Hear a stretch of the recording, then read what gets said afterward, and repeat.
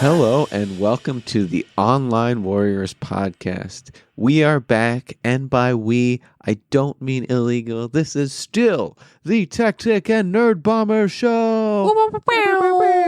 Hey, I was going to do that. All right, good. We're synced. That's a great way to start the episode. How you doing, Nerdbomber? I'm doing pretty well. You know, it's very interesting doing this without illegal. I know we've done a few duo episodes, but I don't think we've ever done anything like super back to back. Because not only did we do last week's episode, but we also did the secret segment on our Patreon, which is actually a really fun little secret segment for our subscribers. Not to do a shameless plug, but like, have you ever seen the shoot game at a wedding, for example, where like the couple sits back to back and they ask a bunch of questions, like say, who is the coolest person? And then they each raise either the men's shoe or the woman's shoe to like say who is the cooler person. It's me. And spoilers. It would be me actually. But we sort of played a little game like that ish, but illegal was thrown in there too. And I don't want to give any spoilers, but I guess you'll just have to listen to it. Are you nervous that giving them 3 back-to-back sets of content of just me and you, that when he comes back, all of a sudden there's going to be mass protest of our listeners saying, hey, ho, ho, illegal's got to go, or something like that? Hey, ho, ho. Oh, I thought we were going to do a second round of it. I'm a little worried. I'm not going to lie to you. I think the people get what they want from us. No, I'm just joking. Guys, everybody misses illegal. Cool. Be cool when he comes back, all right? Don't do anything rash. No, we do miss Legal. I hope he's had a really good break. Very restful. Hopefully his voice is all, greased and oiled. So next time when he comes back, he's got that suave illegal sound. I don't even know I can't do an illegal I really hope impression. It's been 2 weeks of like smoking like 8 packs of cigarettes a day. And so he comes back like this. Hey, it's me. Illegal. He's going to be like who is that character? Like he's a detective. He's the detective from old-timey black and white New York. It's me, Illegal. I'm here to solve some crimes. I really hope, and I don't know if he's going to listen to these solo episodes here, but I really hope he listens to this and then next week just completely only talks like that without even acknowledging the fact that we've talked about this. Yeah, we're not going to bring this up to him. This is a litmus test to see if he actually listens to the content we make. I'm a little scared of the answer, I'm not going to lie.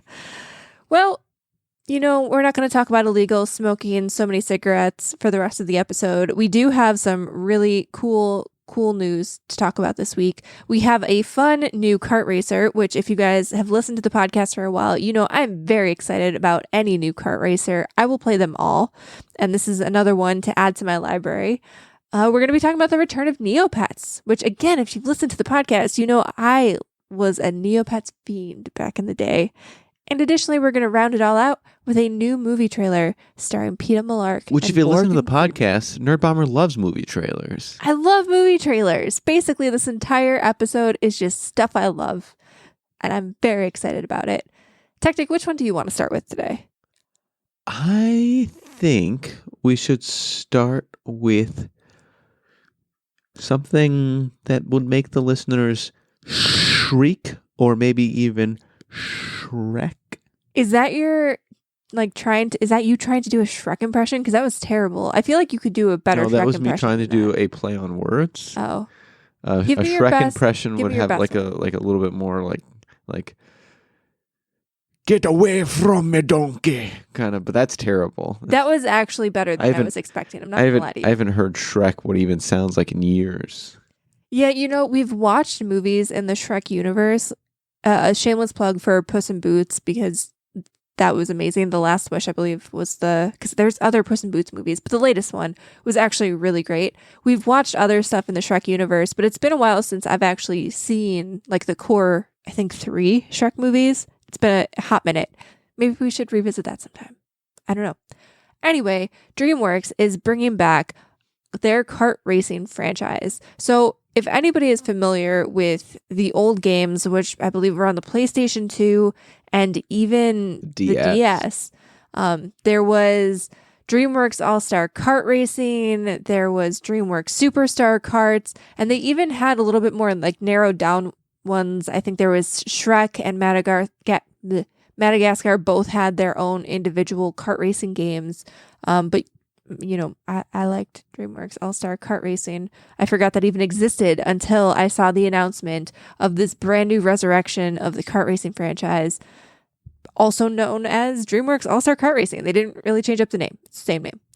So they have a bunch of different new characters to introduce to the franchise. So obviously Shrek is going to come back, Puss in Boots, but they're also adding in people like Boss Baby and Hiccup, which I don't think were around for the last round of kart racing for DreamWorks. They also have Trolls getting in here. I want to say the bad guys, the wolf maybe from the bad guys, or was the wolf from Puss in Boots? There is a wolf in this, as well as the wolf Megamind. is from that. The bad guys. Yeah, the bad guy. Yeah. That's the bad guys. Well, I know because there's the big bad I thought wolf. you were saying, is he just like one of the villains from one of the movies? No. Well, no, because I mean, there also was the big bad wolf in Puss in Boots, but I think this is from the movie The Bad Guys, Also, which was a banger of a movie. Not gonna lie. That wolf from the Puss in Boots movie, terrifying. That would be amazing if he was in there. He was. Oh my goodness. Yes, please have that character. Could you imagine if there's like a wolf off where you have the wolf from The Bad Guys, who is really, even though it was in the movie The Bad Guys, he's a good guy, versus like the wolf, which symbolizes death, going head to head in a wolf off? That would be sick. I would play the hell out of that. But I think also Kung Fu Panda is getting in on this action as well. And they're going to have apparently 20 different characters and a bunch of different tracks. Are you excited for this? I'm very excited for this, and there was really two main things that got me excited. One, Hiccup's car looks badass. Just looks absolutely awesome. You could see it in the background down behind Shrek. And the other thing that is kind of cool, which this feature was available in the previous installments, is I love it when you can sort of mix and match, tires, just like it is in Mario Kart, where you can have like your unique combination of vehicular parts with your character to fit your play style. And that is the always correct way to play a kart racer. If you don't have that, I'm out. I love that. That was one of my favorite parts of the Sonic and All-Star Team Racing games too, because there were, especially in that game, there was like Sonic All-Star Racing Transformed, and the cars actually changed forms. Like you were a car, then you were in a plane, then you were in a boat, but you could like change all of that and, give yourself different tires and stuff. And I loved customizing because I do have a very different play style in every game than you. And so I like to tailor my kart for that. Like, I'm not a big drifter. I like speed and acceleration, and like I'll drift to get the speed boost, because almost every kart racer game, like you have to drift to get a speed boost. But I'm not in there trying to be like this technical racer. I'm not trying to like get the tightest turns. I want to go fast. So I make my cars go fast, and they don't handle well, but I go fast. That's another thing that there needs to be in here. I'm glad you brought up the drifting. Is there needs to be a drift boost mechanic. I think most games have that now. Like, I think that's like kart racer It standard. better be a standard, because that's what separates the men from the boys, or the boys from the men. The adults from the children. I'm sorry. There are women and girls and other people in this room as well. I'm not a man. That's the move that puts the kids to bed and lets the Sure. adults play. That sounds wrong, but you know what I mean. One of the other things, too, that I'm kind of excited about. So I know it's a little bit gimmicky, but Mario Kart's relatively straightforward. And I like a little bit more of, just transitions and surprises in your game. I feel like it keeps it fresh. And I think that's actually why, and I'm probably going to get a lot of flack for this, but while Mario Kart is great and did a lot to push the genre forward, the Sonic games are probably still my favorite, especially like I mentioned, All-Star Racing Transformed. I think it really kept you on the edge of your seat. You had to really learn the tracks because there was so many different ways you could approach a single racetrack. You could like pursue transformations, you could take shortcuts, and apparently this game is going to kind of spice up the genre by adding switches on the race course. So shortcuts will be there, but they're going to be hidden, and you have to activate these switches in order to find the hidden shortcut. And I think, it'll be fun if you're somebody like me who I grind kart racers. Like if you just want to pick it up and play split screen with your friends, which again, one thing that this game is purported to have, which is good in my opinion, is it's going to have split screen. But if you're just picking it up for split screen play, you're okay with a standard racetrack like Mario. But if you're going to grind a game and play through the progression and try to unlock everything you can, having hidden shortcuts really makes a game way more playable because there's a little bit more skill to it. It's not just luck. It's not just relying on like the AI scaling. Like you can just learn the track and get better and, learn shortcuts. But it also just makes it more interesting because in a lot of these games, there's only so many different tracks you can play, but you have to have a bunch of different achievements or play all of the tracks with all the various characters to unlock everything. And if there's something new to do, new shortcuts to discover, stuff like that, it just keeps it fresh. So I really like this. And additionally, apparently, there's trolls that will ride along with your racer and then they'll give you special power-ups and surprises too as you play. And like I said, just keeping things fresh. I like that a lot.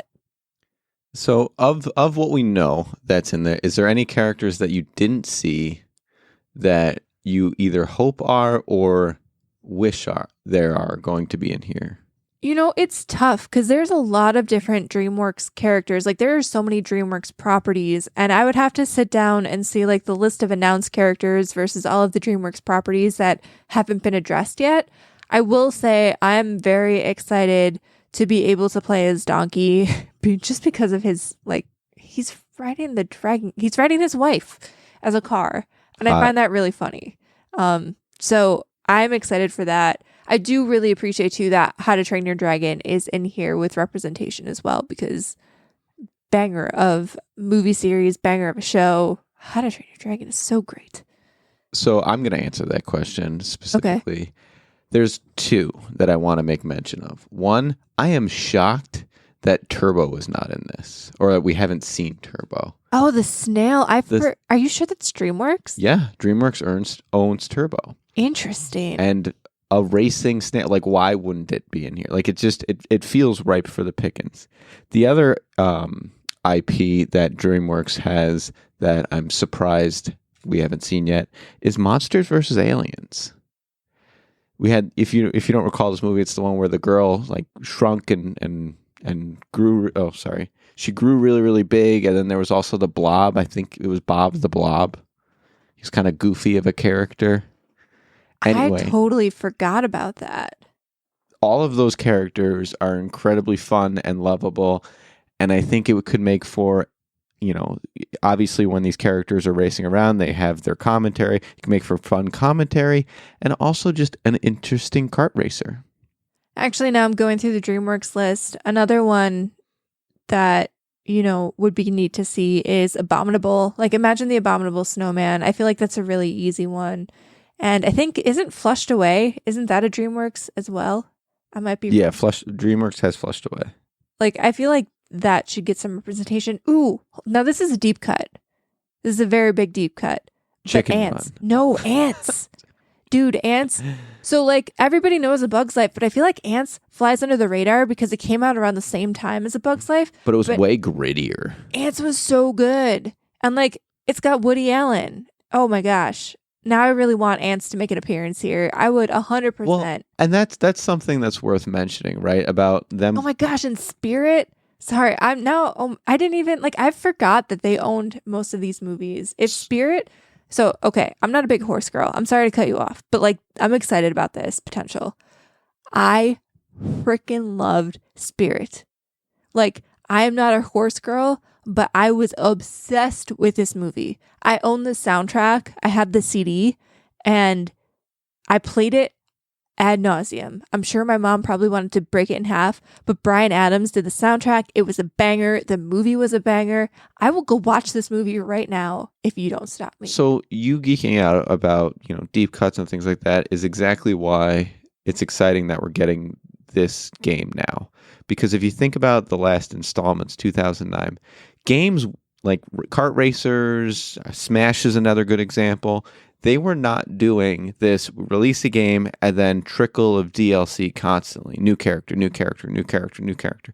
It wasn't until the last maybe 5, maybe 10 years-ish when we started getting a release of a game and constant updates of DLC and purchasable characters, playable characters, things like that, that they really started to do this. And so with this new style of enjoying a game that we have, this opens us up to literally have constant rollout of new characters, new kart racers, new tracks to be that competitor against Mario Kart. Like, now I'm envisioning this living future of the game, sort of like what Mario Kart is doing, where they're releasing the expansion packs. And I'm thinking how cool it would be to have a track based on Madagascar, to have a track based in Kung Fu Panda World, which I think they already showed, but then to have a track based on the world of Spirit. Like, that would be so sick. Oh my goodness. I mean, and just think about it, right? We're still talking about Mario Kart 8 in like Nintendo Directs, and it came out years ago, right? So we know it's not a far cry to say that they're going to do the same thing. The nice thing too about this, so Mario Kart is relatively expensive. I think it goes on sale, but like it pretty much sticks like any Nintendo game to its base price. This is coming soon and apparently is only going to cost $49.99, which to me apparently like that's a really good price. I don't know. I feel like there's so much replayability in kart racers. I freaking love this genre. I'm so excited. I want it. Is it a day one buy for you? I don't know about day one because I'll probably forget that this is coming out. Oh, no, I'm sorry. This is not going to cost $49.99. That's the digital deluxe version. It's going to cost $39.99. Even better. I don't think this is going to be a day one because I'll probably forget. But as soon as I remember that this comes out, Hundo P going to buy this. And we will probably be playing this. Like, I can see this being a winter game for me. I'm not sure. I don't think there's a release date for this yet. But I can see myself hunkering down on a cold winter's night, drinking some warm ale, and going hard on the race course. It's a weird combination, but all right, yeah. That's our Online Warriors endorsement. We are pro this game. Very pro this game. All right, so the next thing that we want to talk about, another thing that I'm super pro, is Neopets. So Techtic, first, I guess we'll tell people what Neopets is. If you were not around at like the heyday of the internet, not that now is not the heyday of the internet, but like I really feel like the 90s, late 90s, early 2000s was like the comeuppance of the internet. And that was when like you were glued to your computer. You weren't scrolling on your phone. Like you would literally sit down at your computer, and this is probably going to age me a little bit, but like you would stake it out for a few hours and you would play Neopets, or at least if you were me, you'd play Neopets. And you would get really involved in the whole economy. And basically what Neopets was, and still is, it still exists. You basically had a pet, you adopted a Neopet. There were a bunch of different species of Neopets. And then in order to feed them, buy them things, whether you wanted to buy them paintbrushes to change their color, or get them their own pets, or get them cool stuff to put in your house, you had to become involved in the Neopets economy, which was consisting of basically either you could gain money by playing Flash games, which there were a plethora of Flash games, which are awesome, or you could do a combo of, buying and selling stuff that you earned with your Neo points from Flash games. And you could basically create a shop and barter and get a lot of money that way. And it had its own economy. It had message boards that were flying off the chain. It had storylines that every season there would be a new plot line, and you could like join different alliances or guilds and then interact and do activities to kind of further your team's cause or interact and further the story. And it was so sick. And then it kind of went downhill when like mobile stuff started happening, and especially like the death of Flash, because it didn't really evolve with the times. Flash games were no longer compatible when basically Flash died and the games more or less went away. They tried to get into like cryptocurrency and like do NFT stuff, and that was weird. And nobody liked that, and the general community didn't like that. It was also kind of predatory. I mean, Neopets is really geared towards children, and getting them in this weird gambling economy, it just doesn't seem cool. Yeah, like Neopets, the thing that was super cool about it back when it originated was that you didn't have to spend any money. Like, you could earn everything that you needed by playing games, basically just dedicating your time or being smart and learning about the economy. But there were also ways to get stuff for free. Like, it was a very inclusive addicting, fun game that didn't really prey on anybody. And it kind of fell apart. Well, now it's a new era. So Neopets bought themselves out. They were originally purchased by a company, and they basically bought themselves, and they're now an independent studio.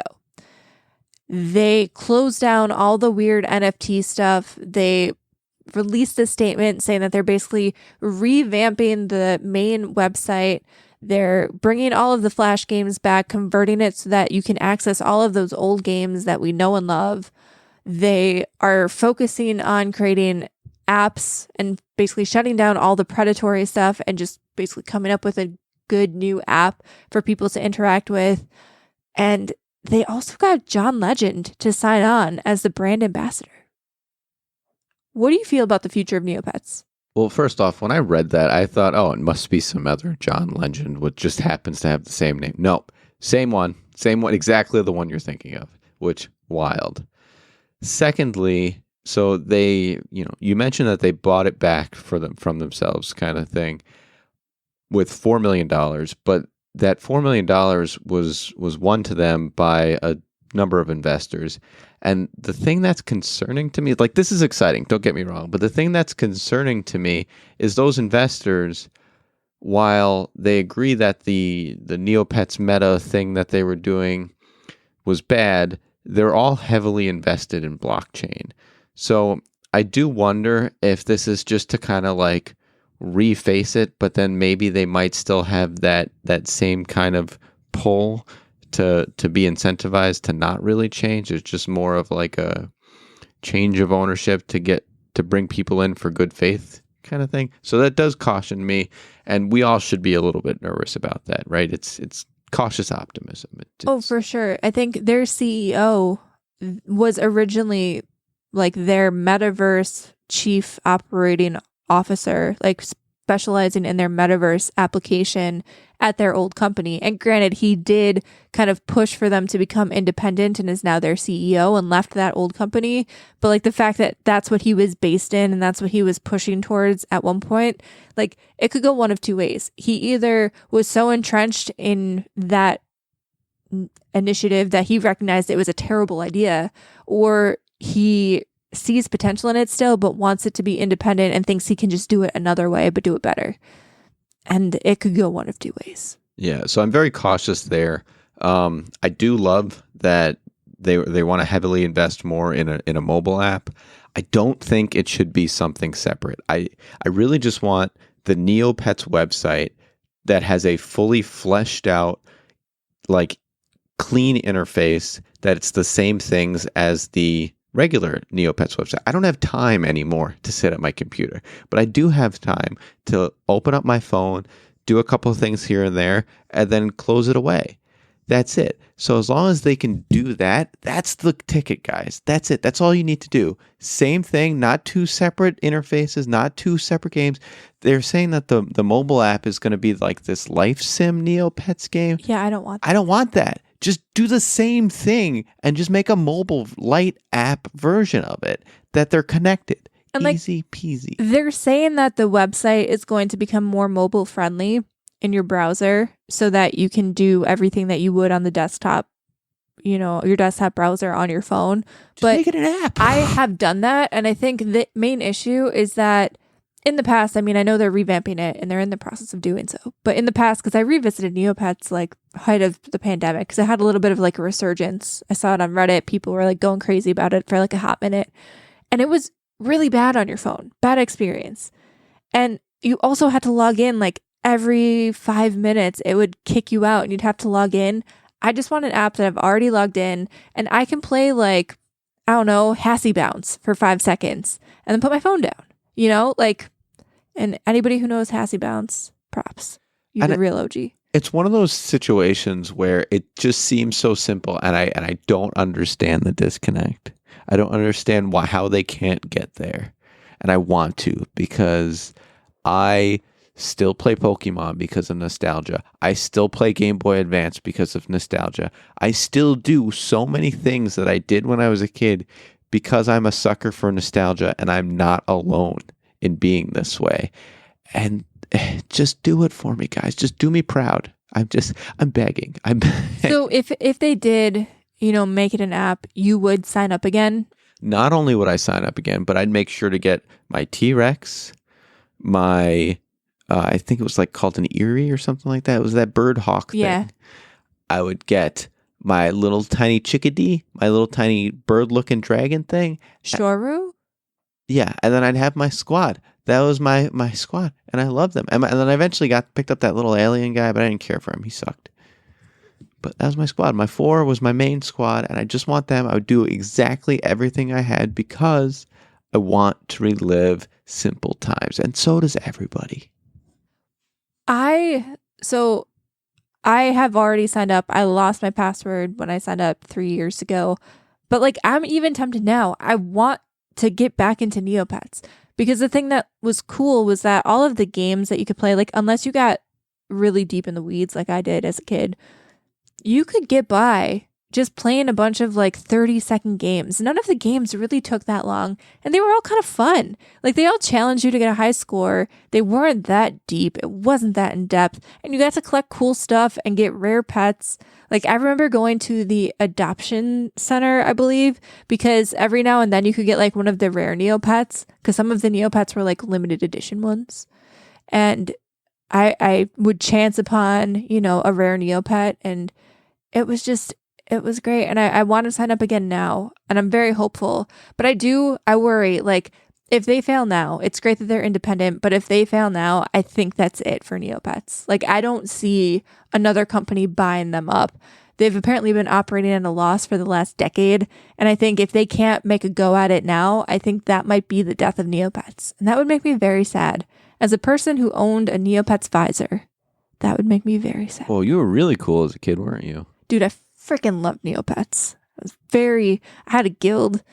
We bartered in cheese. We sold a lot of cheese. We had a lot of pets and a lot of brushes for our pets and our pets. I was rolling in the dough.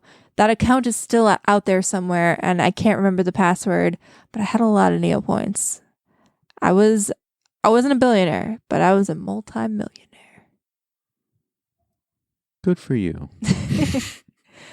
All right, so before we go into our final topic of the day, we are going to take our customary break. But before we do so, we have to give our amazing Patreon producer, Stephen Keller, a huge shout out. Stephen Keller has been a Patreon producer with us for quite a while now. And as a producer, not only does he support the show, but he gets a lot of cool perks and benefits with his subscription. He gets access to our secret segment every month. He gets access to our monthly vlogs. He gets input into our games, which unfortunately, without illegal, we haven't had games this week or last week, but that will return next week, we promise.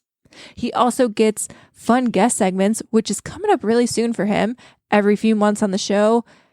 It's super cool. He's super cool. We appreciate him. And if you want to be as cool as him, you can head on over to patreon.com/onlinewarriorspodcast. And you too can become a knight or potentially just a page or a squire. All three are very beloved around the round table, and they all get different levels of perks, but everyone who subscribes gets access to our super cool secret segment, which we do on a monthly basis. So everybody, put your hands together, give Steven a round of applause. He is awesome. You'll be hearing from him soon in a few weeks. And we're going to take a short little break now.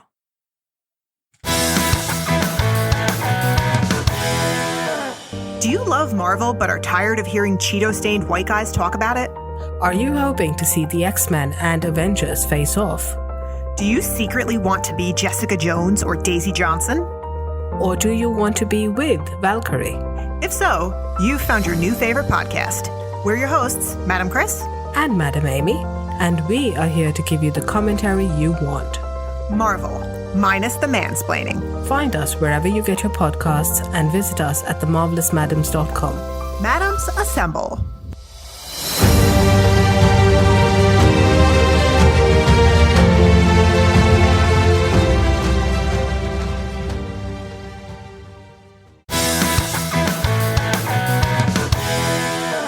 And we're back. And we're going to talk about a new movie with Morgan Freeman. I can't do a Morgan Freeman. Thank you. This movie is called 57 Seconds, and it stars Josh Hutcherson, who you might know as Peeta Mellark, and Morgan Freeman. Apparently, Josh Hutcherson obtains a time-traveling ring that allows him to go back 57 seconds into the past and basically fix any mistake that he immediately notices. It allows him to go back in time, say, at a casino. And so when he's playing roulette, he picks the wrong number, he goes back in time, and suddenly he can pick the right one. But then he decides he needs to use the ring to take revenge against a pharmaceutical company who basically created a drug that led to his sister overdosing. And Morgan Freeman, I believe, is the creator of the ring. I'm not really sure exactly how they are super connected, but Morgan Freeman and Josh Hutcherson kind of come together to manipulate time and take on the world and get into some action shenanigans. Techtic, what did you think about this? I thought this was an excellent plot on how to handle time travel, because we've seen, they go billions of years in the past, they go hundreds of thousands of years in the future, even 100 years in the future, but no one ever goes under a minute in the future. And this is just a kind of a new take on time travel, and I like it.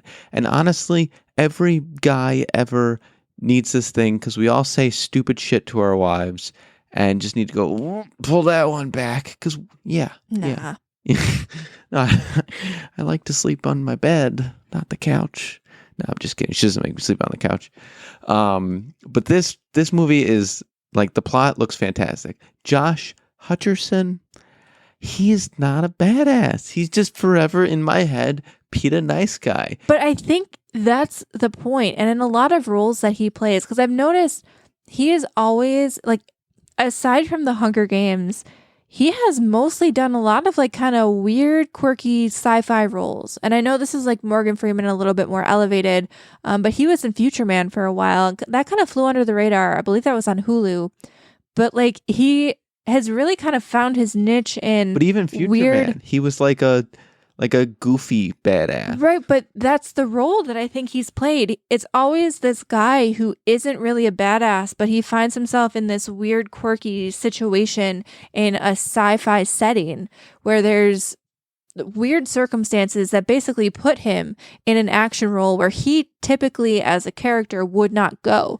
And I think he plays to that very well. Okay, so what do you think of the thumbnail then? Of him cocked with the gun on the side, James Bond pose. Yeah, I think that's a poor representation of what this movie is. Because when you're actually watching the trailer, and maybe I'm wrong here, but when you're watching the trailer, you can tell he's supposed to be playing this quirky guy who's kind of downtrodden, down on his luck, and he just happens to find this ring, and he's not trying to be a spy badass person. He's using it for his own gain, kind of.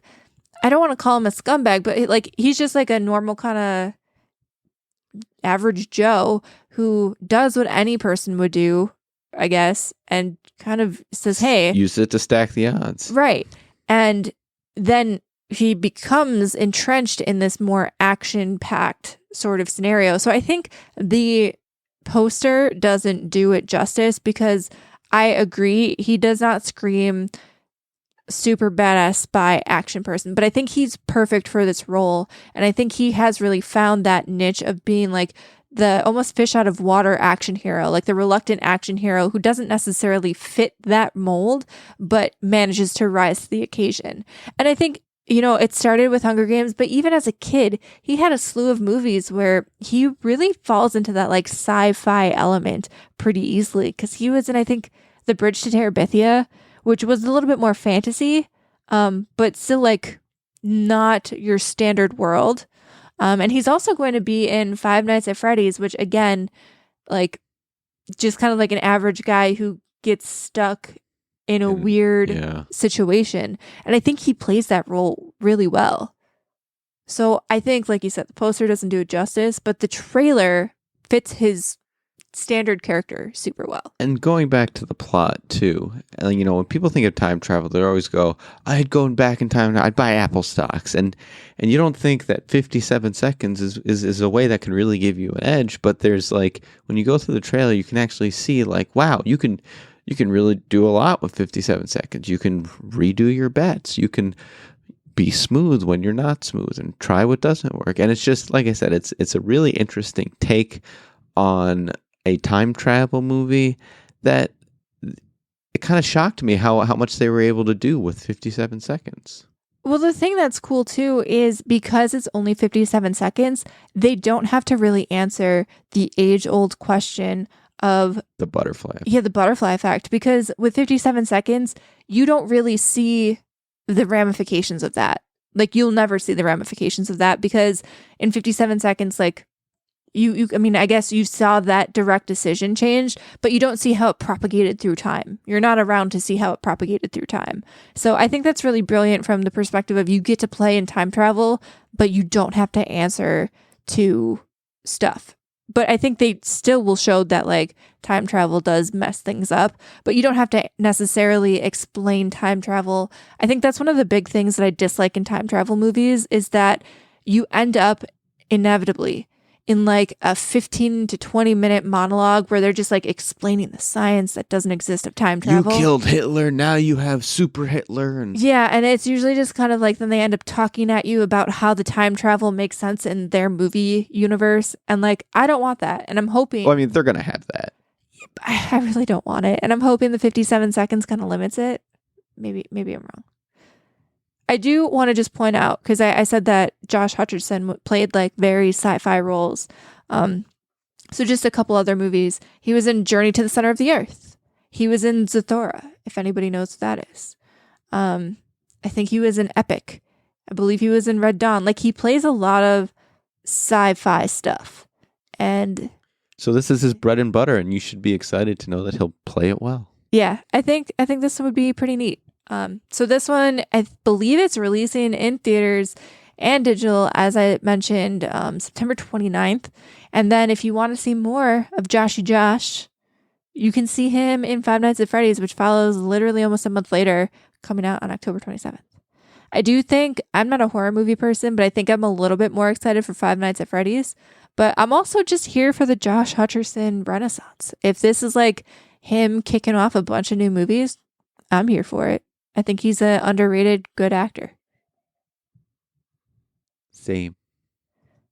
All right, so now we're going to delve into what are you up to Wednesday? All right, Techtic, why don't you kick us off? I kicked us off last week, but I'll kick us off again. So the main thing that I've been playing is Kirby Nightmare in Dreamland. And there was just like, so I was playing this before, I almost beat it, and there was this whole thing. Basically, I'm the world's best uncle. I gave the game to my nephew. He was playing it, but his game was broken. And so I took it, gave him mine, had to start over, but I repaired his so that I'm starting over. And now we both have working games. And man, Game Boy Advance, it just slaps. I will keep playing it forever. Kirby is great. And I am just loving, I've played this game like 3 or 4 times completely through because you can burn through it in a couple hours. And I'm going to keep playing it again. So that's just been my main, what am I up to? Kirby.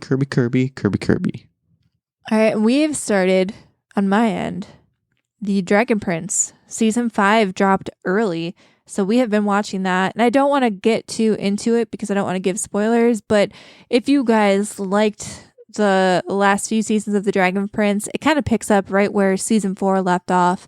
And man, I really like this show. It's not slapping quite as hard as the first few seasons, but I think that's just because coming off of the first episode, they didn't do the customary, like, this is what happened previously.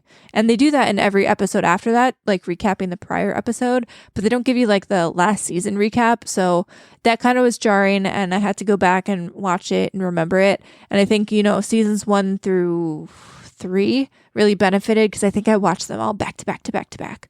But I mean, the animation is great. If you like Avatar, I mean, same general gist here. I believe it's the same, basic team behind Avatar is behind the Dragon Prince. And man, I like shows like this. So it was, I think, surprise dropped early because it wasn't supposed to be out just quite yet. And they dropped the season a little bit early. So watching that, still watching The Summer I Turned Pretty. You're not going to stop me. I'm still Team Jeremiah. If you haven't listened to my rant last episode, you should listen to it because I'm still Team Jeremiah. Come at me. But yeah, that's kind of it. Just kind of chilling, watching TV, enjoying the nice weather. We've been going for a lot of walks, getting our steps in, listening to other podcasts. You know the drill. Hope you guys get your steps in, listen to our podcast. You don't have to get your steps in, but sometimes it's nice to get out there, move around, take advantage of the nice weather if you have nice weather right now. And I know in some places on the planet, it might not be the greatest time to be outside, but we hope we keep you company. And that kind of wraps up our show this week. We don't have a quiz because Illegal is not here. But he'll be back next week. And we can't wait to have a full cast back at you again. So until then, we bid you adieu. So stay safe and keep on podcasting.